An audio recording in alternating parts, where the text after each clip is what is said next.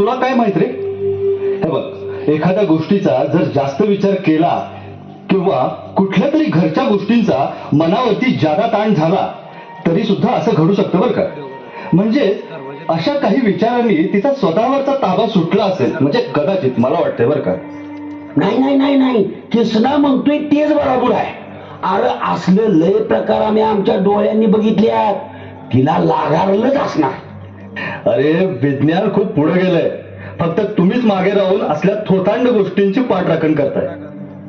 श्रीपाद, मावण्याच्या बायकोला काय तुझं विज्ञान सरळ करणार आहे होय? होय बा, होय, विज्ञानच करू शकते.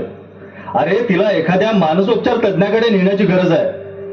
हे बघा, तिच्यावर योग्य ते उपचार झाले ना तर ती पूर्णपणे पूर्ववत होईल. अरे विश्वास ठेवा माझ्यावर.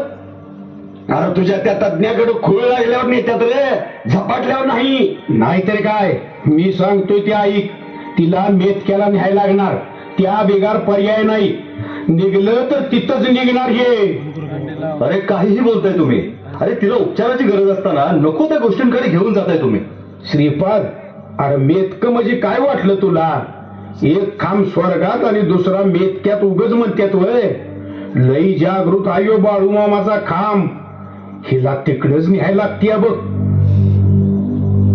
पुनरपि जननम पुनरपि मरणम पुनरपि जननी जठरे शयनम यह संसारे बहुदुस्तारे कृपया परी पाही मुरारे. अलख निरंजन, अलख निरंजन. नमस्कार नाथ बाबा, अगदी योग्य वेळेला आपण आला. अंतहास्ति प्रारंभः. चिंतित समस्या जीवाला प्रारब्धापासून अंतरित ठेवतात. तुम्हा सगळ्यांचे चेहरे मला हेच संबोधित करत आहेत. नाथ बाबा, तुम्ही तर सर्वज्ञानी अंतर्यामी आहात. गावात घडलेला हा कालचा प्रकार आपण जाणतच असाल. माझी एक शंका आहे. एक आत्मा दुसऱ्या जीवाला ग्रासतो, यात कितपत सत्य आणि तथ्य आहे? जीव 84 लक्ष योनीमध्ये भटकत असतो. या जीवाला मोक्ष प्राप्तीसाठी विधात्याने मानव जन्म दिला आहे. पण योग्य कर्माअभावी मोक्ष प्राप्तीस वंचित झालेले आत्मे ही पण एक प्रेत योनीच आहे. काय? प्रेत योनी? होय. मनुष्य जातीप्रमाणे याही प्रेत योनीच्या अनेक जाती आहेत. हडळ, समंध, खवीस, बेताळ ही नावे तर तुम्हास माहीतच असतील. पण त्याही पुढे कर्ण पिशाच, ब्रह्मराक्षस यासारखे शक्तिमान प्रेतात्मे मानवाला पिडून राहतात.